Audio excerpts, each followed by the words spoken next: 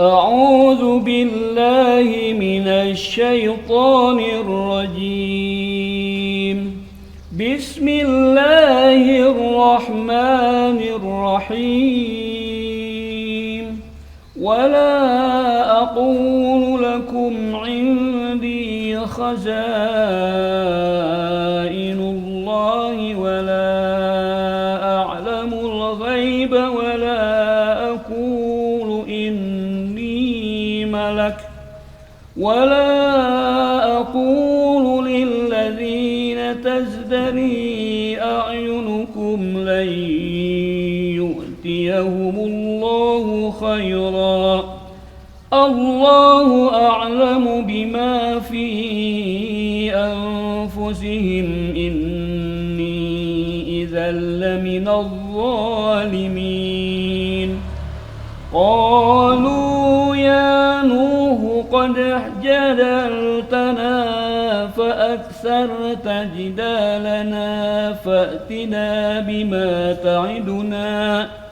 فأتنا بما تعدنا إن كنت من الصادقين. قال إنما يأتيكم به الله إن شاء وما أنتم بمعجزين ولا ينفعكم نصحي إن أردت أن أنصح لكم إن كان الله يريد أن يغويكم هو ربكم وإليه ترجعون. أم يقولون افتراه قل إن افتريته فعلي إجرامي وأنا بريء مما تجرمون. وأوحي إلى نوح أنه لن يؤمن من قومك إلا من قد آمن فلا تبتئس بما كانوا يفعلون. واصنع الفلك بأعيننا ووحينا ولا تخاطبني في الذين ظلموا إنهم مغرقون. صدق الله العلي العظيم. اللهم صل وسلم وزد وبارك على رسول الله وآله الأطهار على رسول الله وأصحابه الأخيار.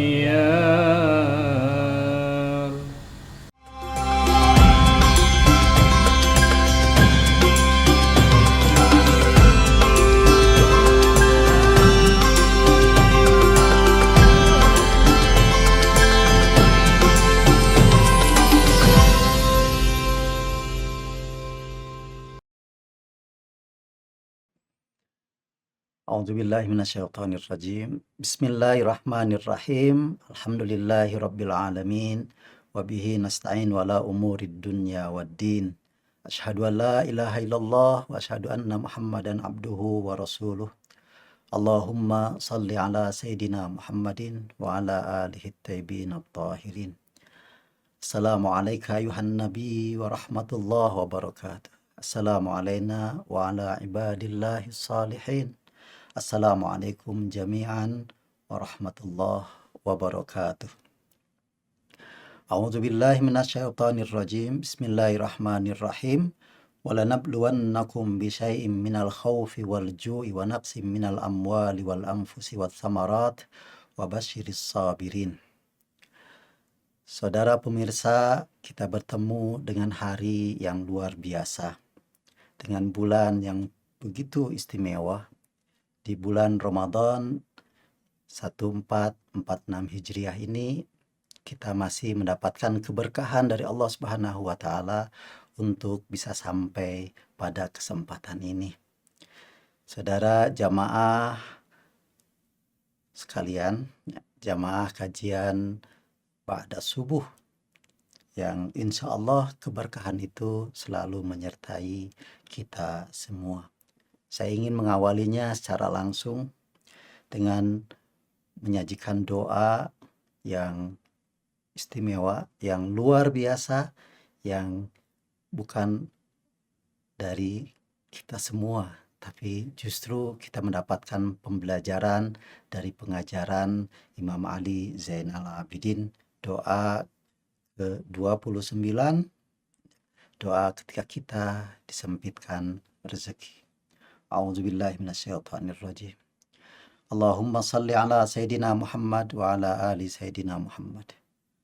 Allahumma innaka ibtalaitana fi arzakina bisu'idhan wa fi ajalina bitulil amal hatta iltamasna arzaqaka min indil marzuqin wa tami'na bi amalina fi a'maril mu'ammirin fasalli ala Muhammadin wa alihi wahab lana yaqinan sadiqan takfina bihi min ma'unati talab wa alhimna thiqatan khalisatan tu'fina biha min shiddatin nasab waj'al ma sarahta bihi min iddatika fi wahyika wa atba'tahu min kisamika fi kitabik qati'an lihtimamina birizki alladhi takaffalta bihi wa hasman lil istighali bima dhaminta al-kifayatulah.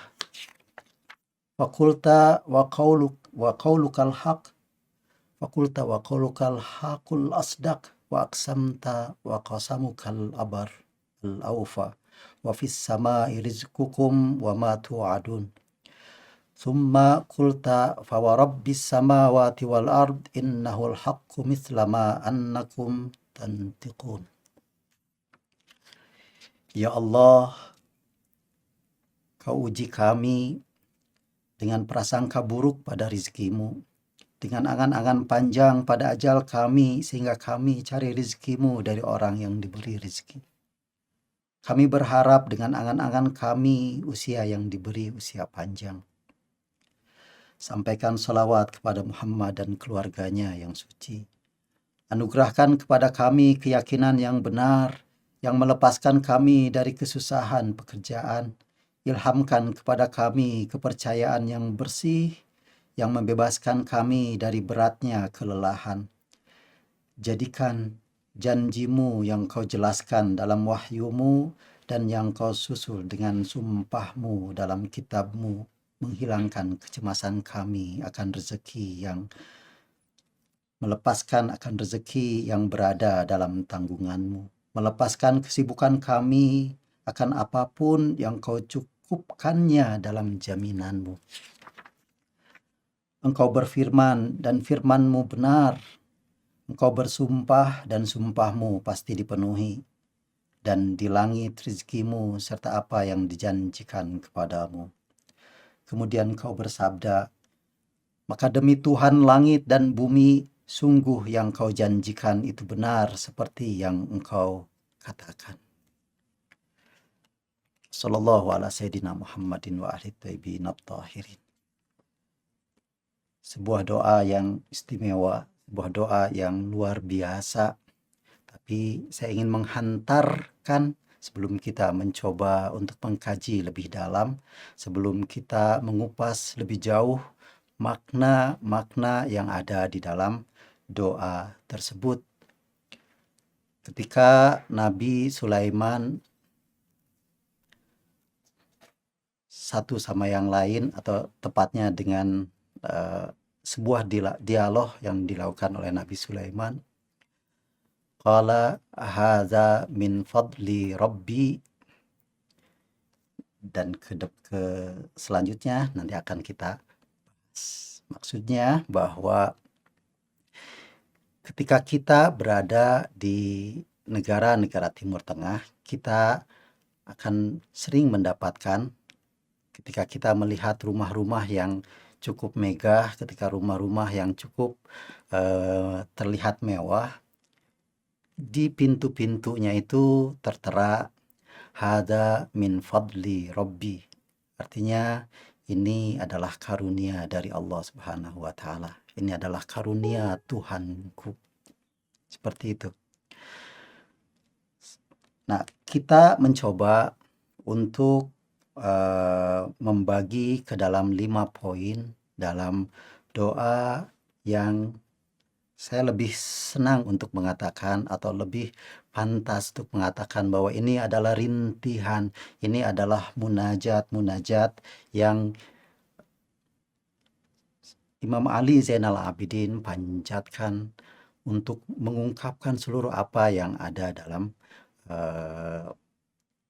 kondisi atau apapun yang memang pantas untuk dipanjatkan kepada Allah Subhanahu wa taala. Baik, yang pertama ya ini merupakan doa at-tasi'ul ishrun. Ini doa yang ke-29, doa Imam Ali Zainal Abidin salamullahi alaih. Ya, ketika disempitkan rezeki. Kita membagi 3 dalam setiap doa yang sebenarnya cukup singkat, ya, yaitu ke dalam 3 bagian dari 5 bagian yang ada, yaitu bahwa di setiap doa ini selalu ada yang disebut dengan pengakuan atau disebut dengan i'tiraf. Kemudian ada juga permohonan, artinya setelah kita atau setelah doa-doa yang dipanjatkan itu mengungkapkan sebuah pengakuan diri akan sesuatu, maka yang kedua itu memulai untuk memohon, dan yang ketiga justru adalah sebuah penegasan akan pengakuan dan permohonan tersebut. Tentunya ada sebenarnya 3 bagian, yaitu selalu mengawali dengan sebuah sholawat, ya, mengakhiri dengan sebuah salawat, dan di tengah-tengahnya dihantarkan juga dengan salawat kepada baginda Nabi Muhammad Shallallahu Alaihi Wasallam. Baik, kita mencoba untuk mengupasnya, mengawali dengan kata Allahumma innaka. Di sini ada kata innaka, ya. Ya Allah, sesungguhnya Engkau. Kemudian ibtalaitana, Engkau uji kami. Ya. Di sini kata bala atau ibtala, ya, itu menggunakan fi'il madhi atau kata kerja lampau untuk menunjukkan bahwa sebenarnya Allah Subhanahu wa taala ketika menguji itu justru ujian-ujian yang Allah Subhanahu wa taala limpahkan kepada manusia itu adalah bagian dari karunia yang bagaimana kita mencoba untuk mensikapinya. Allahumma innaka ibtalaitana fi arzakina.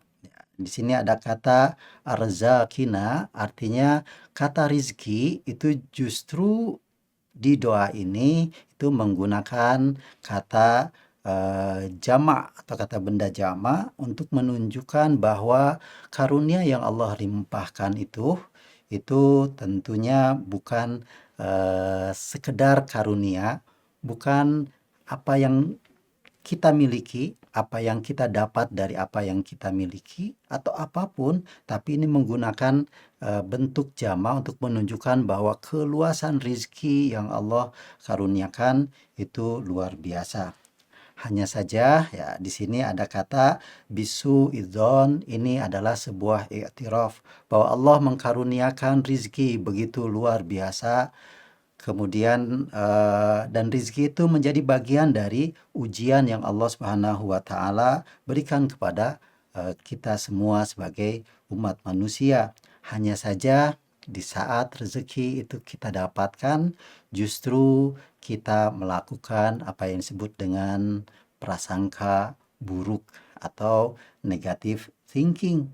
Kita akan merasa bahwa di saat kesempitan itu diukur dengan seberapa besar dan seberapa banyak apa yang kita miliki, seperti seberapa banyak harta yang bisa atau yang ada dalam diri kita, keluarga kita, atau sekitaran kita. Dan disitulah diukur bahwa ternyata di saat kita memiliki seolah-olah dengan jumlah yang kecil, dengan harta yang sedikit, dengan hal-hal yang justru menunjukkan seolah-olah, waduh, ini ternyata Allah Subhanahu wa Ta'ala tidak memberikan karunia yang semestinya, padahal kita tahu bahwa Allah Subhanahu wa Ta'ala itu pasti adil dalam membagi rezeki tersebut.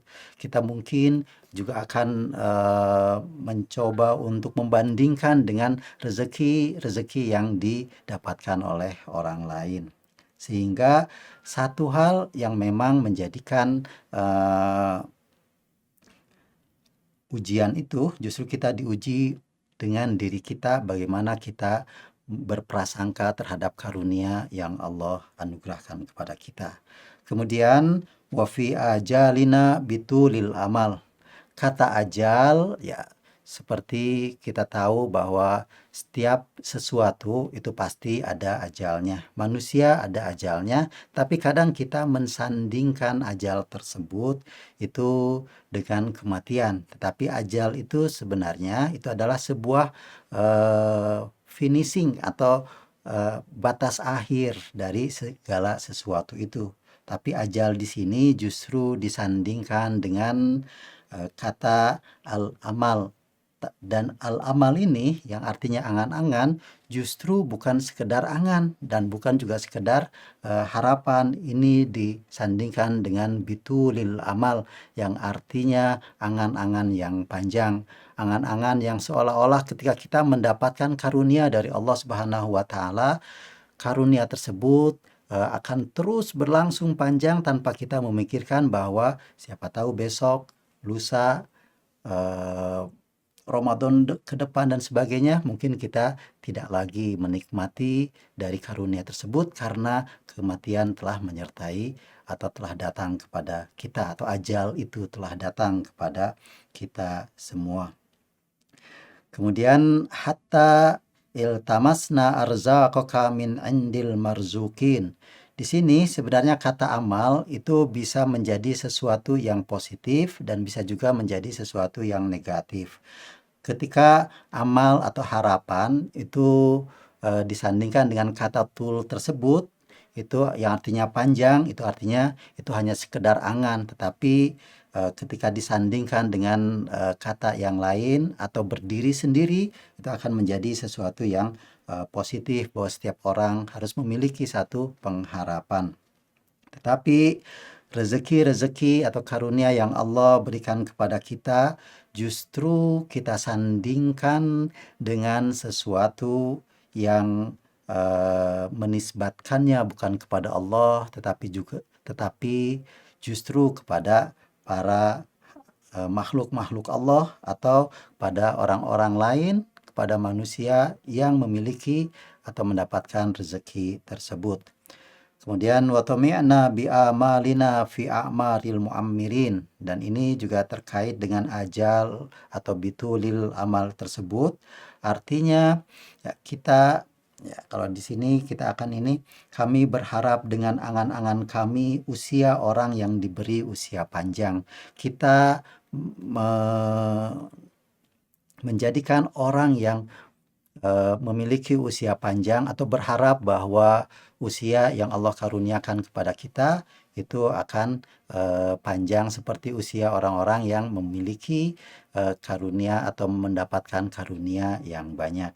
Dan di bagian pertama ini adalah sebuah pengakuan dari orang-orang suci bahwa segala sesuatu harus diakui terlebih dahulu, bahwa berprasangka buruk, kemudian memiliki angan-angan yang panjang, sebenarnya itu hal yang dapat menjadikan kita jauh dari Allah Subhanahu wa Ta'ala, sementara kita akan mengakui bahwa sebenarnya rezeki yang Allah karuniakan itu semua adalah ujian. Dan untuk menghindari atau ketika kita merasa bahwa itu adalah ujian yang begitu besar kepada kita, dan ujian terbesar itu adalah pada prasangka buruk kita terhadap karunia yang Allah berikan. Fasalli ala Muhammadin wa ali Muhammad. Wahab lana yakinan. Dan selanjutnya yaitu tentang memulai sebuah permohonan. Artinya setelah kita mengakui tentang apa yang ada dalam diri kita, kita mengakui segala sesuatu tentang diri kita yang ingin disampaikan kepada Allah Subhanahu wa taala, kemudian kita memohon sesuatu. Wahab lana yakinan sadiqan. Ini satu kalimat yang luar biasa. Kata hab itu menunjukkan, kata wahab lana itu menunjukkan sebuah keinginan atau keinginan untuk dapat mendapatkan, di sini disebutkan yakinan shadiqan. Kalau memang kita ingin sedikit bertanya kenapa menggunakan kata yakinan ya, kemudian shadiqan. Padahal kalau memang kita yakin ya sudah yakin. Tapi kadang ketika keyakinan kita itu bukan keyakinan yang benar, mungkin kita tetap akan meyakini sesuatu tersebut. Tapi di doa di sini justru ditegaskan dengan yakinan shadiqan. Takfi nabihi min ma'unatit talab. Ya. Jadikan janjimu yang kau jelaskan.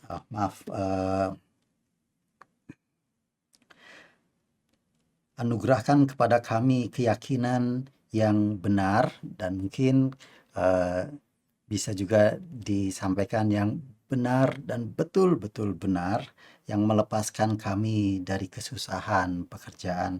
Di sini kata ma'unatut talab artinya ketika kita dalam kehidupan sehari-hari mencari rezeki, mencari apa yang ingin kita dapat, seperti baik itu dari orang-orang terdahulu atau yang saat ini, atau bahkan juga orang-orang yang akan menjalani hidup di masa yang akan datang. Artinya setiap orang itu akan berusaha untuk mencari sesuatu penghidupan tersebut. Kemudian wa alhimna thiqatan khalisatan. Kata ini atau kalimat ini juga sangat luar biasa ya. Kata alhimna artinya ilhamkan kepada kami. Kata thiqatan sesuatu yang benar-benar hampir sama dengan yakinan. Kemudian di sini disandingkan dengan kata khalisatan artinya yang benar-benar bersih. Artinya ketika kita memohon sesuatu untuk mendapatkan karunia dari Allah Subhanahu wa taala, kita akan merasa bahwa kita memiliki keyakinan terhadap sesuatu tersebut. Tapi kadang keyakinan yang kita miliki itu bukan keyakinan yang datang dari hati, bukan keyakinan yang benar-benar datang dari hati. Dari hati apa maksudnya? Ya dari hati yang bersih. Tu'fi nabiha min syiddatin nasab. Kepercayaan yang bersih yang membebaskan kami dari beratnya kelelahan. Artinya bahwa kita dalam kehidupan tentu sangat beragam. Kita akan merasa bahwa hari ini mungkin kita merasakan begitu mendapatkan karunia yang luar biasa, tetapi justru di hari sebelumnya kita dalam keadaan yang begitu menyempitkan jiwa kita. Sehingga ya, ketika kita ingin mencoba untuk bermunajat kepada Allah Subhanahu wa taala, kita mohon untuk Allah Subhanahu wa taala mengilhamkan kepada kami kepercayaan yang bersih yang membebaskan kami dari beratnya kelelahan. Kemudian waj'al ma sarahta bihi min iddatika fi wahyik wa atba'tahu min kisamik fi kitabik. Di sini juga ada hal yang menarik setelahnya ketika dikatakan qati'an li ihtimamina birrizqi alladhi takaffalta bihi wa hasman lil istighal bima dhamintal kifayatulah. jadikanlah janjimu yang kau jelaskan dalam wahyumu dan yang kau susul dengan sumpahmu dalam kitabmu yang menghilangkan kecemasan kami. Tentunya di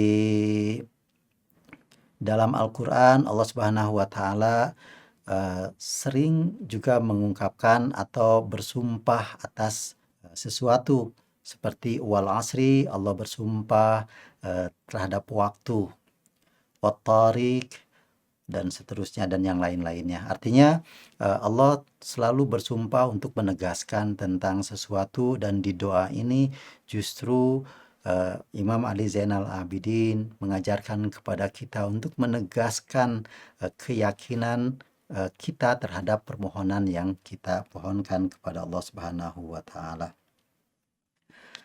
Dan itu adalah bagian yang kedua tentang permohonan. Dan yang bagian ketiga adalah penegasan dari yang pertama dan yang kedua. Fakulta qaulukal haq.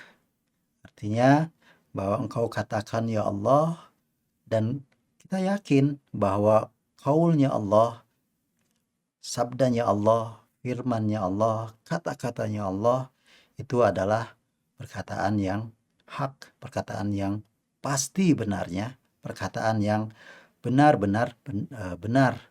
Dan di sini ditegaskan kembali dengan kata al-asdaq. Kalau tadi sadiqan, kalau ini asdaq untuk menunjukkan kebenaran yang paling benar. Artinya kita menegaskan dari permohonan-permohonan kita kepada Allah Subhanahu wa Ta'ala, dari permohonan dan atau tentunya dari pengakuan terlebih dahulu, kemudian pada permohonan, dan selanjutnya menegaskan bahwa permohonan itu insya Allah akan Allah ijabah, akan Allah kabulkan. Dengan apa ya? Dengan sebuah penegasan bahwa kita meyakini bahwa perkataan atau sabda dari Allah Subhanahu wa Ta'ala adalah sabda yang benar, firman yang benar. Engkau berfirman dan firmanmu benar, engkau bersumpah dan sumpahmu pasti dipenuhi. Artinya ketika Allah bersumpah, tentu sumpah tersebut akan Allah penuhi. Kemudian summa qulta wa rabbis sama'i wal ardi innahul haqqu mithla ma annakum tantiqun. Kemudian engkau bersabda, maka demi Tuhan langit dan bumi, sungguh yang kau janjikan itu benar seperti yang engkau katakan. Artinya di sini adalah penegasan kembali bahwa Allah Subhanahu wa Ta'ala akan mendengar permohonan kita, akan menjawab seluruh doa-doa kita, akan mendengarkan seluruh munajat-munajat yang kita panjatkan kepadanya. Dan apa yang kita lakukan tersebut tentunya kita tegaskan bahwa Allah akan mengabulkannya. Baik saudara pemirsa, ini sesuatu yang sangat luar biasa mendalam. Ketika kita begitu mencoba untuk memahaminya satu persatu, mengkaji dan mengupasnya satu persatu, kita sesungguhnya akan merasakan bahwa diri kita pada hakikatnya tidak memiliki kemampuan apapun. Kita begitu kecil dan memang tidak pantas untuk disandingkan ataupun dibandingkan dengan apa yang Allah ciptakan. Baik saudara pemirsa, tentunya di doa ini menegaskan tentang di saat kita mendapatkan kesempitan rezeki. Sebenarnya ya, atau apa yang saya pahami tentang rezeki tersebut, ya, atau apa karunia yang Allah karuniakan kepada kita semua, tentunya semua karunia yang Allah karuniakan kepada makhluk-makhluknya itu semuanya pasti baik, ya. Hanya saja bagaimana kita mensikapi terhadap karunia yang Allah berikan itu. Terkadang justru kita mensikapinya menjadi sesuatu yang positif dan juga kadang menjadi positif. Kenapa saya sampaikan kadang menjadi positif? Karena mungkin sebagai pengakuan kita bahwa hal-hal yang prasangka buruk itulah yang lebih sering kita eh, tampakkan, lebih sering kita rasakan, dan lebih sering juga kita pikirkan, dan lebih sering juga kita lakukan dibanding hal-hal yang prasangka baik akan karunia yang Allah berikan kepada kita. Kita melihat orang lain, mengukur apa yang dimiliki oleh orang lain dengan ukuran yang kita miliki. Ketika kita melihat orang yang begitu mendapatkan rezeki, seolah-olah mendapatkan rezeki yang banyak, padahal pada hakikatnya rezeki itu baik itu besaran ataupun ukuran besaran atau kecilnya sebuah rezeki itu sangat tergantung bagaimana kita mensikapinya. Karena itu di awal ya, saya ini kan kembali di awal kita sampaikan ayat surat Al-Baqarah ayat 155.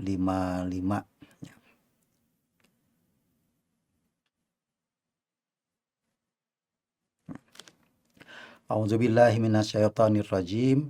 Walanabluwannakum bisyai'im minal khawfi wal ju'i wa naqsim minal amwali wal anfusi wat samarat wa basyiris sabirin. Kemudian di surat ke-67, surat Tabarak atau surat Al-Mulk, Allah Subhanahu wa taala berfirman, Tabarakalladzi biyadihil mulku wa huwa ala kulli syai'in qadir, alladzi khalaqal mauta wal hayata liyabluwakum ayyukum ahsanu amala. Artinya ketika Allah memberikan ujian kepada makhluk-makhluknya berupa kematian dan penghidupan, itu semua untuk menguji siapa sebenarnya yang paling baik di antara amal-amalnya di antara kita atau di antara kalian, kata Allah Subhanahu wa taala. Kemudian berupa apa sebenarnya ujian-ujian yang bisa didapat bagi mereka dalam sebuah penghidupannya, yaitu berupa ketakutan, kelaparan, sedikitnya dari harta yang dimiliki, dan kalau di sini disebutkan sebagai wal anfusi was samarat, mungkin kekurangan diri dan apa yang ada di dalam dirinya. Wabasyiris sabirin, dan tentunya akan beruntung mereka yang bersabar dari seluruh ujian-ujian yang Allah berikan kepada kita semua. Di bulan suci Ramadan yang penuh dengan keberkahan ini, tentu kita sangat berharap bahwa Allah Subhanahu wa taala memberikan karunia kepada kita di saat kita hidup saat ini, ataupun nanti kelak ketika kita telah menghadap, dan kita berharap bahwa kita akan selalu dikumpulkan bersama baginda Nabi beserta orang-orang suci yang menyertainya. Baik saudara pemirsa, kajian ba'da subuh yang insya Allah selalu anugerahkan rahmat dan hidayahnya kepada kita. Barangkali itu yang bisa saya sampaikan pada kesempatan hari ini. Kita telah mengupas tentang doa dari Imam Ali Zainal Abidin alaihi salam ketika disempitkan rezeki, doa ke-29, dan kita bisa mendapatkan ibrah, mendapatkan pelajaran, mendapatkan pengajaran dari doa-doa tersebut, bahwa kita senantiasa memberikan pengakuan terhadap apa yang ada dalam diri kita tentang seluruh kekurangan-kekurangan, seluruh dosa-dosa, kesalahan-kesalahan kita, kehilafan-kehilafan kita. Kemudian kita memohon kepada Allah Subhanahu wa taala dan menyertakan atau menghadirkan baginda Nabi beserta keluarganya yang suci sebagai wasilah untuk juga dapat memberikan semoga kita menjadi bagian dari baginda Nabi beserta silsilahnya yang luar biasa. Kemudian kita tegaskan kembali dari dua hal tersebut. Wa ma taufiqi illa billah, alaihi tawakkalna wa ilaihi unib. Assalamualaikum warahmatullahi wabarakatuh.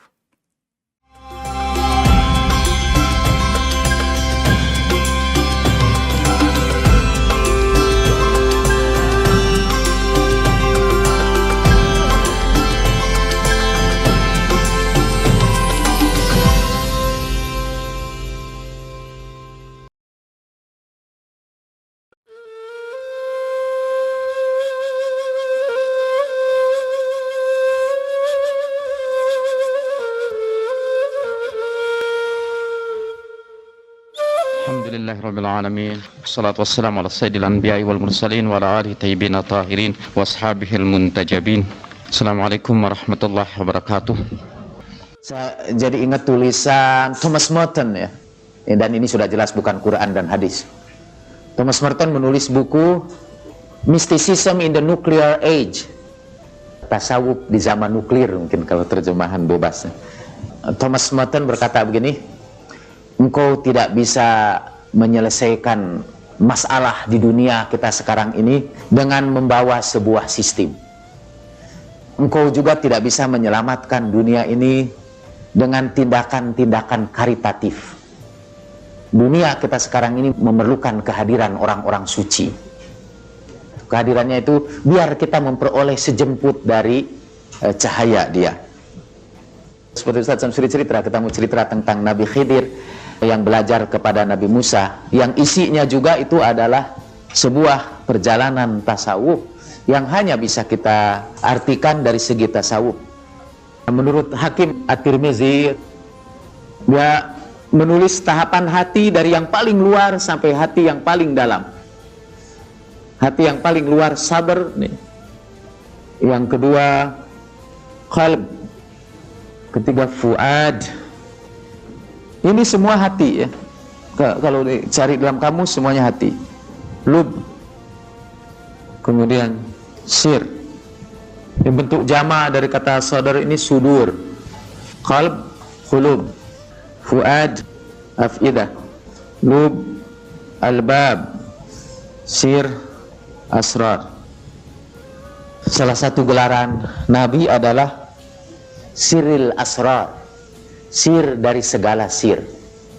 Karena Nabi adalah contoh manusia yang dalam perjalanan ruhaninya sudah sampai ke tingkat sir. Ini semua artinya hati. Kata Hakim At-Tirmizi, untuk menjelaskan ini dia menjelaskan begini. Sama seperti kita sebut mata kepada ini yang ada dalam cekungan tulang, itu kita sebut mata. Tapi dalam mata itu kan ada putih-putihnya, ada hitamnya, kemudian di dalam hitam itu, dalam pupil mata itu ada lagi lingkaran yang lebih dalam lagi, dan dalam lingkaran yang lebih dalam itu ada titik cahaya di situ, ada titik cahaya yang dengan itu kita bisa melihat. Jadi mata kita ini berlapis-lapis juga, tapi kita semua sebut itu mata. Nah hati kita ini, kita sebut hati ini kepada salah satu bagian dari diri kita, sebetulnya menunjuk kepada banyak macam-macam hati yang kita sebut hati itu. Makin kesini itu makin dalam, dan yang disebut mishkat itu adalah sir. Itu yang inner shrine, yang Allah keep watch over it, yang tidak biarkan siapapun masuk ke situ. Allah Subhanahu wa ta'ala berfirman, kursiku meliputi langit dan bumi, tapi hanya hati seorang mukmin yang bisa meliputi aku.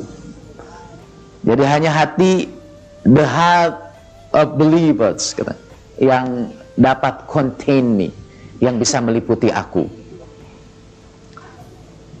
Itulah taman Tuhan di dalam diri kita. Makin kesini itu makin rahasia kan? Karena itu ini disebut sir. Sir itu artinya rahasia.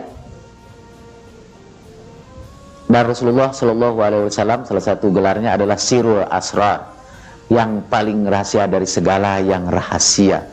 Karena perjalanan ruhani beliau sudah sampai kepada tingkat hati yang paling dalam itu.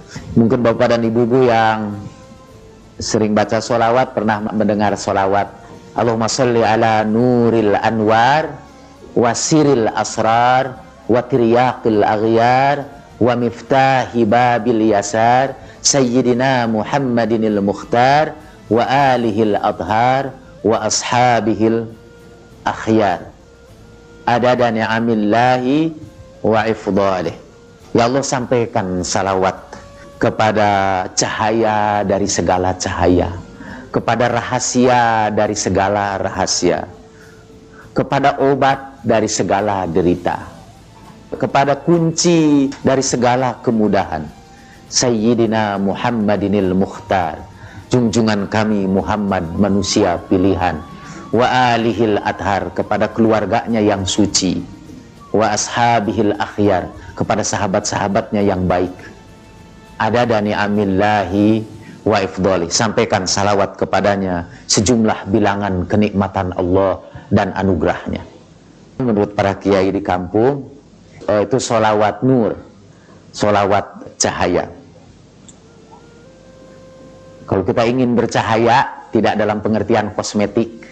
Maksud saya kan kadang-kadang kita ingin bercahaya juga supaya kelihatan tampan atau cantik. Bukan itu yang dimaksud.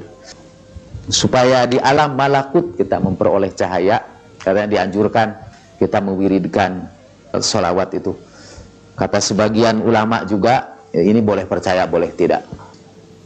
Kalau kita mendawamkan sholawat ini sebelum tidur, insya Allah karena kita akan dipertemukan dengan Rasulullah Sallallahu Alaihi Wasallam di dalam mimpi kita. Dan Nabi berjanji bahwa kalau aku muncul dalam mimpi kamu, itu pastilah aku. Karena setan tidak bisa menyerupakan dirinya sebagai aku, kan itu di dalam Sahih Bukhari. Perjalanan seorang sufi ya, itu adalah perjalanan dari sodr ini kepada sir. Sodr adalah bagian hati kita yang paling luar, the outermost circle of our heart, bagian kita yang paling luar. Jadi bayangkanlah hati kita ini seperti bawang, ada beberapa lapis. Lapisan paling luar dari hati kita adalah sodr. Inilah yang jadi bahan kajian psikologi. Orang-orang psikologi itu dengan bangga menyebut ilmunya psychology, ilmu tentang jiwa. Tapi sebetulnya yang mereka pelajari adalah ilmu tentang sodr. Inilah yang sedih kalau kita melihat sesuatu yang menyedihkan kita, yang jengkel ketika kita melihat ada perbuatan orang lain yang tidak kita kehendaki, yang gembira kalau melihat sesuatu yang menyenangkan, yang terangsang kalau melihat sesuatu yang menggiurkan. Itu adalah sadar, bagian hati yang paling luar. Hati yang paling luar itu orientasinya hanya kepada hal-hal yang bersifat sensual, hal-hal yang bersifat empiris, yang bisa dilihat oleh panca indera kita. Orang bicara tentang mind, misalnya dalam psikologi modern, sebenarnya baru sampai tahap sodr saja. Sampai tahap itu pun psikologi mengklaim belum begitu mengerti sebetulnya. Sampai tahap itu pun. Sampai kita menemukan banyak sekali aliran psikologi kan. Lebih dalam lagi itu adalah qalb. Dan qalb inilah yang mulai berhubungan, kalau sadar ini berhubungan dengan alam empiris. Orang sebut itu alam nasut. Alam ini, alam dunia nyata kita ini, sadar itu. Dan orientasinya ke bumi dia. Sadar itu nasut ya, alam empiris ini. Nah kalau kita sudah mulai menengok ke alam yang lain, mulai memelihara nilai-nilai luhur. Jadi kalau misalnya pada semua orang, ada salah satu kesalahan psikologi modern yang sekarang dikritik habis. Orang berpendapat bahwa jiwa manusia itu sebetulnya jelek. Jiwa manusia itu mementingkan diri sendiri. Pokoknya yang jelek-jelek itu sifat manusia. Belum pernah ada makhluk yang merendahkan dirinya begitu rendah seperti manusia. Jadi manusia itu menyebut bahwa kalau yang disebut manusia itu pastilah yang jelek. Bapak-bapak kan kalau ada orang, ini kok orang itu tidak bisa kita suap. Pokoknya carilah yang lain. Tawari apa saja dia. Dia kan manusia juga. Jadi kalau kita sebut manusia, itu artinya dia punya kecenderungan untuk berbuat jelek. Kalau yang jelek-jelek itu kita sebut, itu manusia. Ya namanya juga manusia sih. Gitu. Jadi selalu kalau manusia itu adalah wataknya itu jelek. Ada cerita orang Amerika di Jepang. Dia antri di sebuah stasiun. Di counter itu ada duit bertumpuk ditinggalkan orang. Orang Amerika itu memandang karena dengan jengkel. Karena semua orang yang beli itu mengacuhkan uang itu. Sampai kata hatinya jadi tenang. Karena ada seorang yang kemudian ngambil duit itu. Tapi kemudian duit itu disebarkan. Siapa nih yang punya duit ini? Lalu ketika orang Amerika itu ditanya, mengapa Anda senang ketika ada orang yang mengambil duit itu? Orang Amerika itu berkata, ya paling tidak ada manusia di situ. Jadi kalau yang namanya manusia, itu selalu cari keuntungan. Ini kan ada duit yang tidak ada yang mengurusnya, pastinya semua ingin memanfaatkan itu. Jadi selalu manusia dinilai jelek.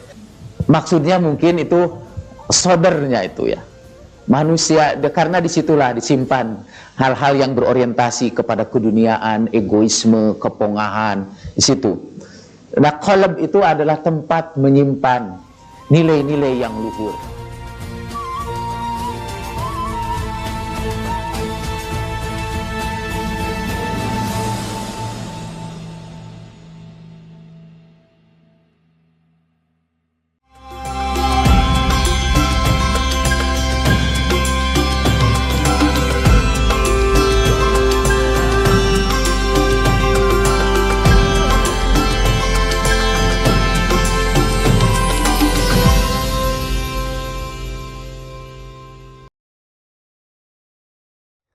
بسم الله الرحمن الرحيم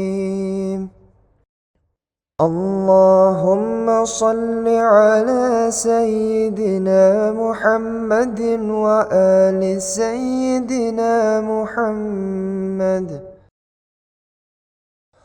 اللهم زيني فيه بالستر والعفاف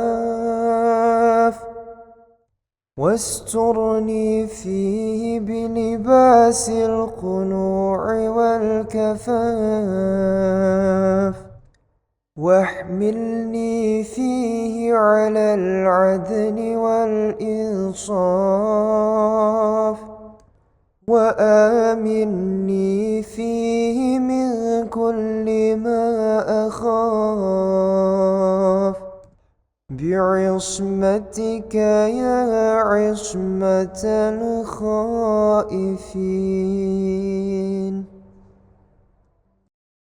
Allahumma ya Allah, hiasi aku di bulan ini dengan jubah kesucian diri.